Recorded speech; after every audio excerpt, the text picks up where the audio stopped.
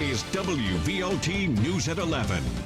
People asking this question tonight: is there a tool out there that could have helped people at the Greenbrier Campground find safety sooner in those flash floods?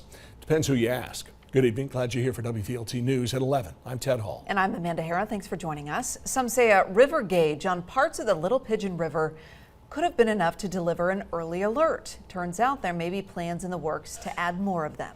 This is 1 week ago tonight. Rivers rising faster than the banks could handle, sending campers in the Greenbrier Campground searching for higher ground. No one died in the flooding, but Will Puckett now addresses questions of could this life or death situation have been prevented?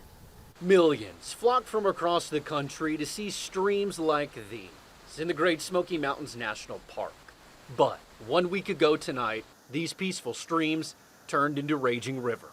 There was no emergency warning on the phone. There was no sirens from the camp. There was no people from the camp shouting. That's Chris Lenahan speaking nearly 1 week ago after he and his 7-year-old son held on for dear life during flooding rainfall. I was preparing myself to die with my son. Waters from heavy rain in the Smokies, sending hundreds from this campground fleeing for higher ground. It was rising so quickly we had to jump in our car and take off. WVLT News spoke to a hydrologist with the National Weather Service in Morristown.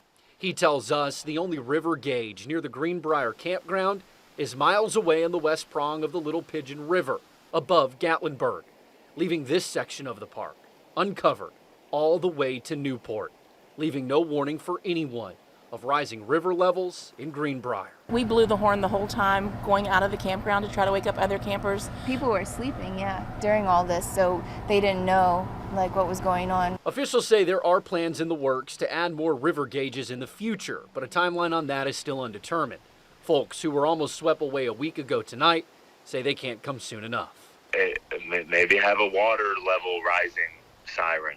Will Puckett, WVLT News.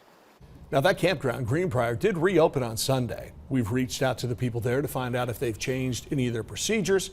Have not heard back yet. As far as a gauge in the river, officials with the national park telling us that Sevier County is the one who would handle the addition of more river gauges.